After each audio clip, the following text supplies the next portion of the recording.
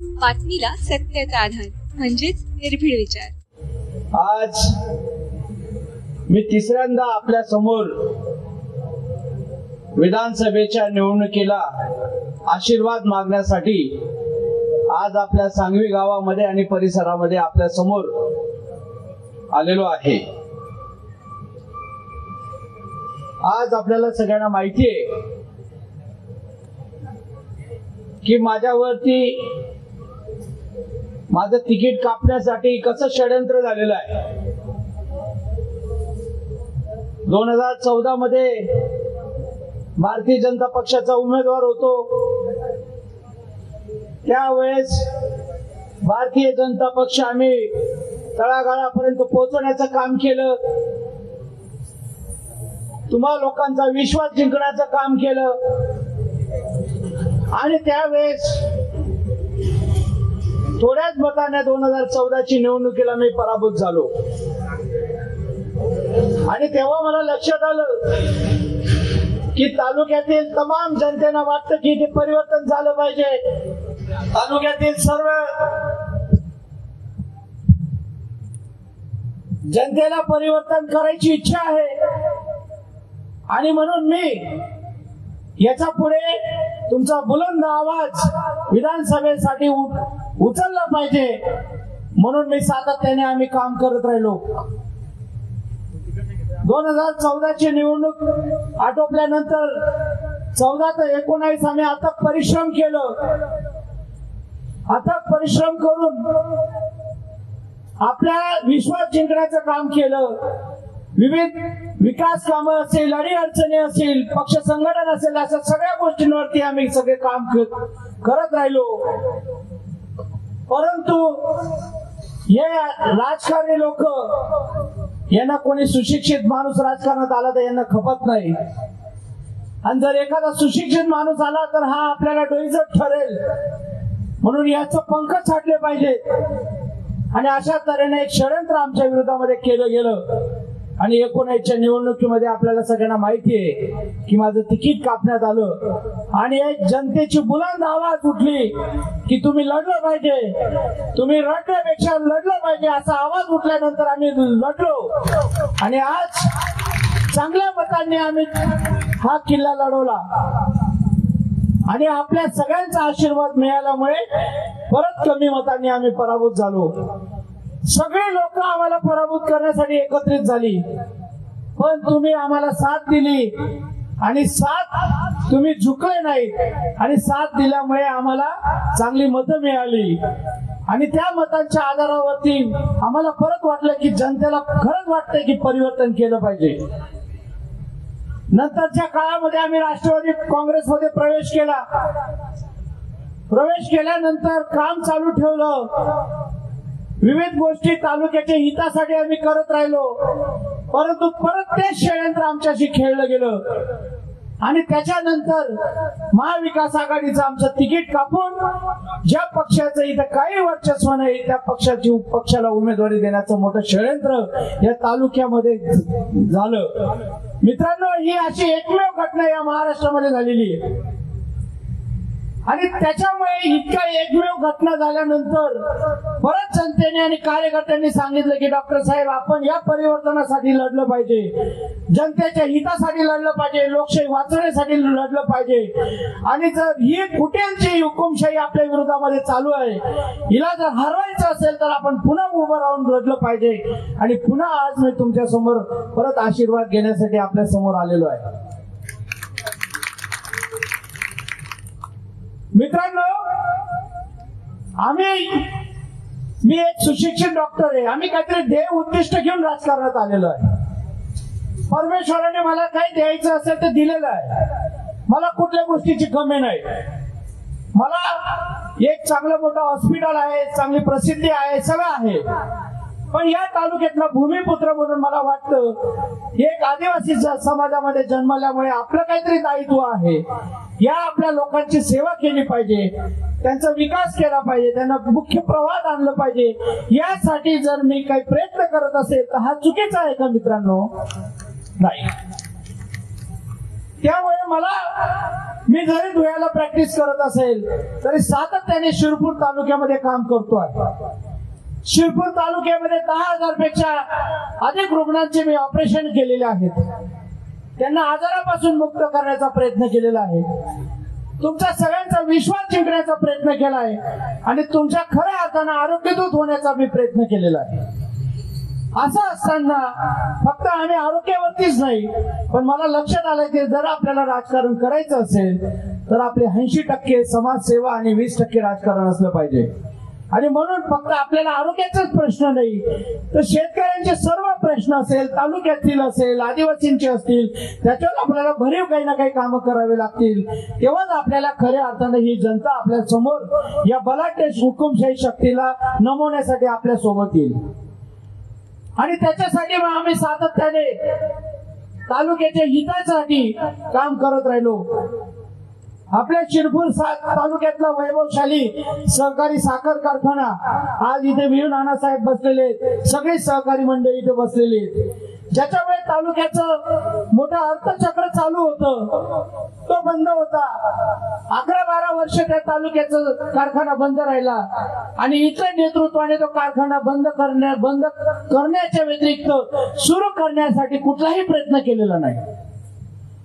फक्त थोडंफार बँकेसाठी काहीतरी 5-6 कोटीचं कर्ज लागणार होतं ते मिळू दिलं नाही. बॉयलर पेटलेला कारखाना बंद झाला आणि त्याच्यामुळे कारखाना बंद झाला, पण या तालुक्याची जनतेचं फार मोठं नुकसान झालं, कामगारांचं नुकसान झालं, शेतकऱ्यांचं नुकसान झालं आणि आज सगळ्यात आपला कारखाना बंद आहे. तरी या कारखान्याला सुरू करण्यासाठी आम्ही प्रामाणिकपणे सर्व प्रयत्न केले.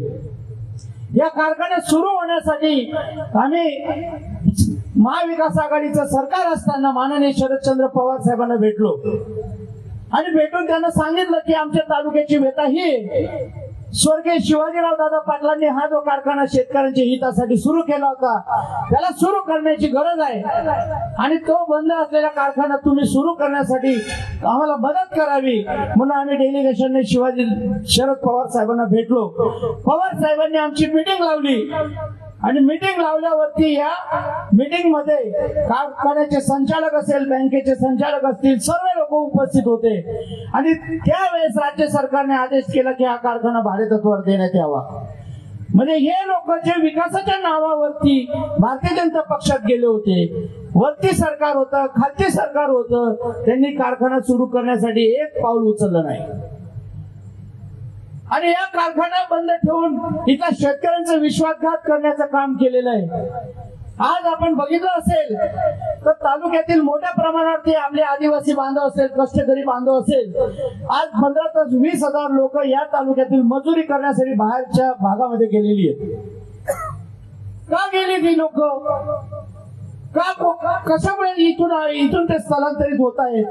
कारण की त्यांच्या हाताला इथे काम नाही, त्यामुळे या लोकांना तिथे जावं लागलंय. आज हा सहकारी साखर कारखाना सुरू राहिला असता तर या लोकांना इथेच भरपूर काम राहिलं असतं, किंबहुना मी म्हणतो की बाहेरच्या तालुक्यातल्या लोकांना इथे येऊन कामं मिळाली असती. पण आताचे आमदार महोदय हे म्हणतात 2 आमदार काम दमदार. यांचं काही 2 आमदार काम दमदार नसून गतिमंद काम आहे यांचं आणि अशा पद्धतीचे वल्गना करतात. हे 2 आमदार असताना एक सुद्धा प्रश्न साखर कारखान्यासाठी यांनी कधी उचलला नाही. आपल्या 15 वर्षापासून माननीय काशीराम दादा पावरा आपले विधानसभेचे आमदार आहेत. त्यांनी आतापर्यंत विधानसभेमध्ये आपले कोणते जनतेचे हिताचे प्रश्न विचारलेत हे त्यांना जरूर तुम्ही विचारावं. काशीराम दादा पावरा फक्त निवडून जातात आणि रोज बंगल्यावरती भत्ता घ्यायला जातात, परत येतात आणि कधीतरी विधानसभेत गेलं तर सरकारी भत्ता घेतात आणि परत येतात. एक प्रश्न त्यांनी या आतापर्यंत जनतेच्या हितासाठी उचललेला नाही. त्यांनी 15 वर्षामध्ये काय काम केलं आहे? त्यांनी कुठली शाळा काढली आहे? आज ते आपल्या आदिवासी समाजातून येतात. त्यांनी या भागामध्ये त्यांनी कुठल्या तरी आपल्या विद्यार्थ्यांसाठी एखादी चांगली शाळा काढली पाहिजे होती. आरोग्याचे काहीतरी चांगले हॉस्पिटल उघडले पाहिजे होते. जे काही उघडले जाते ते अमरीशभाई पटेलांचं आहे. ते त्यांच्या पिढीला मिळणार आहे. ते काय काशीराम दादांनी आपल्यासाठी काय आपलं ही जी निवडणूक आहे ही काशीराम दादा आणि आमच्यामध्ये आहे. त्यांनी काय काम केलं हे जनतेला त्यांनी सांगावं. त्यांनी मुलांसाठी कुठे शाळा काढले नाही, कुठे दवाखाने काढले नाही, कधी वन जमिनीच्या पट्ट्यांसाठी काही काम केलं नाही, कधी विधानसभेमध्ये आपली बेरोजगारीच्या बाबतीमध्ये बोलले नाहीत, युवकांसाठी काही काम केलं नाही, महिलांसाठी काही काम केलं नाही. मग काय 15 वर्ष या लोकांनी काय काम केलं? मित्रांनो, आमदार हे काही छोटं पद नाहीये आणि आमदार आणि खासदार हे आपण लोकशाहीने मतदान करून निवडून दिलेलं असतं. आपण त्याच्यावरती दान टाकलेलं असतं. आपण आपली भावना त्यांच्यावर व्यक्त करत असतो आणि त्याच्यामुळे आपण एक श्रद्धेने ठेवलं की हा व्यक्ती भविष्यामध्ये आमचे सगळे प्रश्न सोडवेल. पण आमदार त्यांनी एक प्रश्न आपला सोडवला नाही. जनतेशी त्यांनी विश्वासघात केला. त्यांनी आपला प्रश्न सोडवण्याऐवजी फक्त बंगल्याची गुलामी करायची का, हा महत्वपूर्ण प्रश्न आपल्या समोर येऊन ठेवलेला आहे. आणि आज तुम्ही निवडणुका बघितलं असेल तर त्यांच्यासाठी सगळे जी प्रचार यंत्रणा राबवत आहेत तर ते बंगल्यावालेच राबवत आहेत. आणि त्याच्यामुळे काशीराम दादाला काही तिकीट मिळालं तर त्यांच्या सांगण्यावरच मिळालंय. मग त्यांनाच का पुन्हा पुन्हा निवड आपण तिकीट देत आहेत का? या तालुक्यामध्ये कोणी सुशिक्षित माणूस नाही का? कारण त्यांना एक गुलाम माणूस पाहिजे जो त्यांच्या शब्दाच्या बाहेर जाऊ शकत नाही, ज्याने फक्त सह्या करायच्या आणि आपलं तिथे आपण जे सांगू ते काम करायचं. म्हणून आपण जे लोक सर्व त्यांना निवडून देतात हा आपल्या मतांशी असलेला विश्वासघात आहे आणि त्याच्यामुळे आपण सगळ्यांनी जागृत होणं गरजेचं आहे. आतापर्यंत मी 2 निवडणुका लढलो आहे आणि स्वाभिमानाने लढलो आहे. मी कोणाकडे झुकलो नाही. पराभव स्वीकारेल पण कोणाकडे झुकणार नाही. आयुष्यात आमदार झालं नाही झालं त्याच्याशी मला काही घेणं देणं नाही, पण तुमचा सहकारी भाऊ म्हणून कायम तुमची सेवा करत राहील हे माझं वचन आहे. फक्त मी तुम्हाला हे विनंती करण्यासाठी आलो आहे की मी स्वाभिमानाने इथे लढतोय. मग लोकशाहीमध्ये स्वाभिमानात आपण जिंकवायचा का नाही जिंकवायचा हा महत्वपूर्ण निर्णय तुम्हाला 20 तारखेला घ्यायचा आहे. जर स्वाभिमान जर आता हरला तर या तालुक्यामध्ये लोकशाही जिवंत राहणार नाही. ऑलरेडी 40 वर्षापासून जी हुकुमशाही चालू आहे तिला अजून तुम्ही मजबूत कराल आणि याच्या पुढे तुमच्यासाठी कोणी आवाज उठू शकणार नाही. आज मला पण काहीतरी माझ्या पण जबाबदाऱ्या आहे. आज गेल्या 13 वर्षापासून मी या तालुक्यामध्ये काम करतोय. 13-14 वर्ष होऊन गेले. प्रभू रामचंद्राला 14 वर्षाचा वनवास भोगावा लागला. आता तरी माझा वनवास तुम्ही संपवणार एवढी अपेक्षा मी तुमच्याकडे करतो. या तालुक्याच्या 14 वर्षाच्या राजकारणामध्ये मी कोणाला त्रास द्यायला गेलो नाही. विकासाचं काम केलं. ज्याने माझी मदत मागितली त्याला मदत करायचं काम केलं. ठीक आहे, कमी अधिक कोणाला होऊ शकते, पण प्रामाणिकपणे सांगतो की प्रामाणिक उद्दिष्टाने आपल्या तालुक्यामध्ये काम करायचं काम केलं. कोणाला दुखवलं नाही, कोणाला लुबाडलं नाही, भ्रष्टाचार केला नाही, 1 रुपयाचं कोणाशी काही घेणं देणं नाही. मग आम्ही काही चुकीचे माणसं आहोत का? अमरीशभाई पटेल म्हणतात काशीराम दादा सारखा स्वच्छ माणूस, आम्ही काही इथे काही डाग लागलेले लोक आहोत का? अहो स्वच्छ नाही ही लोक पण आहेत. अहो स्वच्छ असेल तो माणूस पण तुमच्या मनामध्ये स्वच्छता नाही त्याचं काय? तुमच्या मनामध्ये पाप आहे. मग स्वच्छता राहिली असती तर एखाद्या चांगल्या तरुणाला तुम्ही तिकीट दिलं असतं आणि विधानसभा लढवायला लावली असती. पण तुम्हाला गुलाम माणूस पाहिजे. म्हणजे वल्गना वेगळ्या करायच्या, दाखवायचे दात वेगळे आणि खायचे दात वेगळे, अशा पद्धतीचं हे काम यांचं चालू आहे.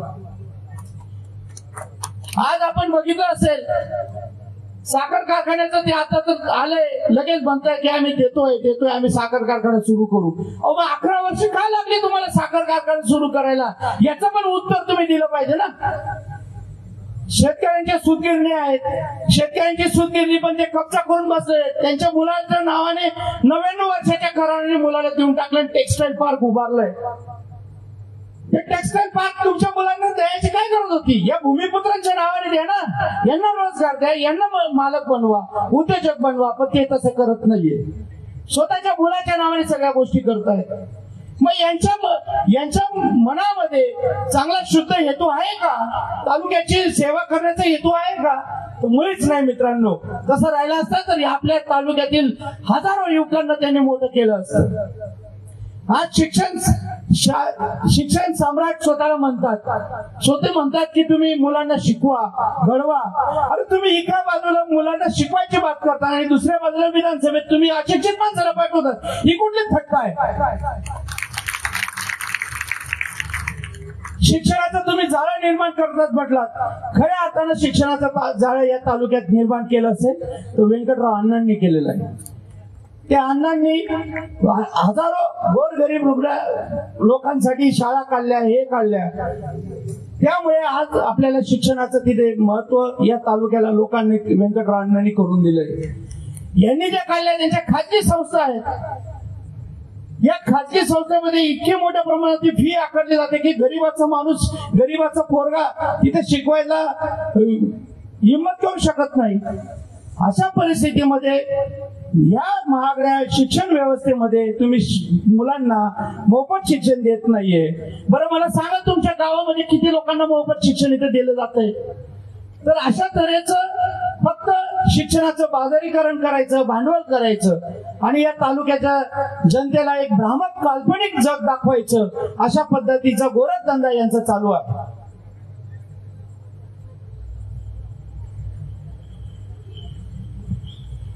सत्य बोलताना गळा कोरडा पडतो, म्हणून इतक्या आतून बोलतोय म्हणून माझा गळा कोरडा पडायला लागलाय. तर त्यामुळे शिक्षणाच्या आज अत्यंत वाईट परिस्थिती या तालुक्यामध्ये. काल परवा मी बोरमळी गावाला गेलो होतो, बोरमळी किंवा इथल्या आजूबाजूच्या परिसरामध्ये गेलो होतो. त्या ठिकाणी इतके विदारक चित्र मला बघायला मिळालं की त्या गावातले 50 लहान पोरं दुसऱ्या तालुक्यामध्ये शिकायला गेले. त्यांना मी आदिवासी बांधवांना विचारलं की तुमची मुलं कुठे शिकतात? म्हणे साहेब आमच्याकडे इथे ऍडमिशन भेटत नाही, आमची तेवढी ऐपत नाही. मग नाईलाजाने आम्हाला चोपड्याला पोरांना टाकावं लागलं. मग मला सांगा की बाहेरच्या विद्यार्थ्यांना तुम्ही इथं भरभरून फी घेऊन शिकवतात आणि आमचा इथला गरीब भूमिपुत्राचा पोरगा, गरीब माणूस बाहेरच्या तालुक्यात शिकायला जातो. हा आपल्या तालुक्याच्या जनतेचा अपमान नाही का हो? हा तालुक्याच्या जनतेशी केलेला, त्याला आपण काय म्हणावं आता, पण असो, मला काही वाईट बोलायचं नाहीये. तर त्याच्यामुळे यासाठी आपल्याला या गोष्टी समजून घेण्याची गरज आहे. काल परवा मी इथे आपल्याला मिलटदेव आणि त्या परिसरामध्ये भूकंपाचे सौम्य धक्के पडतात म्हणून तिथे गेलो होतो. तिथे गेल्यानंतर मी जनतेचा सगळा प्रश्न बघितला. कलेक्टरना कळवलं की इथे भूकंपाचे सौम्य धक्के मिळतात, लोक घाबरलेले आहेत. आतापर्यंत ती लोक काशीराम दादाकडे बऱ्याचदा जाऊन आली, पण एकदा मी दादा गेला नाही. मी गेल्यानंतर लगेच दुसऱ्यांदा गेले. म्हणजे आम्ही काही केलं की लगेच तुम्ही आमचा पाठपुरावा करतात, तेव्हा तुम्ही जागृत होतात. म्हणजे आपला इतका धाक आहे त्यांना की आपण काही करायला गेलो का लगेच ते दुसऱ्या दिवशी करायला येतात. तर अशा तऱ्हेचं ह्या साठी आम्ही सातत्याने जनतेच्या हितासाठी काम करतो आहोत. आणि जनतेच्या हितासाठी काम करण्यासाठी आता आम्हाला 13-14 वर्ष झालीत. आता आमचा वनवास संपवा आणि आम्हाला कुठेतरी विधानसभेत पाठवा, एवढी विनंती मी आपल्या सगळ्यांना करतोय. आपण या ठिकाणी सांगवी गावामध्ये आणि सांगवी परिसरामध्ये आरोग्याच्या बाबतीमध्ये मी प्रचंड आपल्या सगळ्यांची कायम आपले प्रश्न सोडवत आलेलो आहे. येत्या काळामध्ये या सांगवी दंगलमध्ये जे वाईट घटना झालेली ती झालेली, पण त्याच्यावरती या तरुण जे आज त्याच्यामध्ये कायद्याच्या चौकटीत अडकलेले, त्यांच्यावरती गुन्हे जे दाखल आहेत ते मागे कसे घेता येतील त्याच्यासाठी निश्चितच मी विधानसभेमध्ये आवाज उठवणार आणि त्याचे गुन्हे मागे घ्यायला लावणार. त्या काळामध्ये सांगवीतले 4 पेशंट माझ्याकडे ऍडमिट होते आणि त्यांची सेवा करून त्यांना वाचवलं. तर अशा पद्धतीची पुन्हा घटना होणार नाही याची आपल्याला भविष्यात काळजी घ्यावी लागेल. सगळ्यांनी गुन्ह्या गोविंदाने कसं आपल्या तालुक्यात राहता येईल या आपल्यासाठी त्याची काळजी घ्यायची आहे. आणि युवकांवरती ते गुन्हे 100% मी विधानसभेमध्ये त्याच्यासाठी प्रश्न मांडेल आणि ते मागे घ्यायला भाग पडेल. त्यासाठी मला विधानसभेत उपोषण करावं लागलं तरी करेल. आपल्या परिसरातील वनपट्ट्यांचे फार मोठे प्रश्न आहेत. वनपट्ट्यांच्या प्रश्नांवरती आपल्याला काम करायचंय. काही लोकांना वनपट्टे मिळालेच नाहीयेत. ते वनपट्टे कसे मिळतील त्याच्यावर आपल्याला पाठपुरावा करावा लागणार आहे. काही लोकांना वनपट्टे मिळाले आहेत पण ते कमी प्रमाणात मिळाले. त्यांच्याकडे 4 एकर आहे पण 1 एकरचं मिळालंय. तर उर्वरित 3 एकरचं वनपट्टे कसं मिळेल याच्यासाठी पण आपल्याला काम करायचं आहे. आणि त्यासोबत आपल्याला हक्काचा 7/12 उतारा कसा मिळेल यासाठी आपल्याला निवडून गेल्यानंतर फार मोठ्या प्रमाणावरती काम करायचंय. या युवकांना जे आज बाहेर कामाला जात आहेत त्यांच्यासाठी MIDC स्थापन करायची आहे. आपली हक्काची शासकीय MIDC आणून इथे आपले जे चांगले शिक्षित मुलं असेल त्यांनी तिथे उद्योजक म्हणून काम करायला पाहिजे. त्यांचे छोटे मोठे उद्योग त्यांनी निर्माण केले पाहिजे आणि उद्योग निर्माण करून आपलं उदरनिर्वाह भागवला पाहिजे आणि इतर लोकांचाही आपल्याला त्यांनी उदरनिर्वाह करू शकेल अशा पद्धतीचं त्यांना आपल्याला मोठं करण्याचं काम करायचं आहे. अशा तऱ्हेने खूप मोठ्या प्रमाणावरती आपण विजन घेऊन विधानसभेची निवडणुकीला सामोरे जाणार आहोत. तर या ठिकाणी मी आपल्या सगळ्यांना हेच विनंती करतो की सांगवी गावाने आणि परिसराने काय मला साथ दिलेली आहे.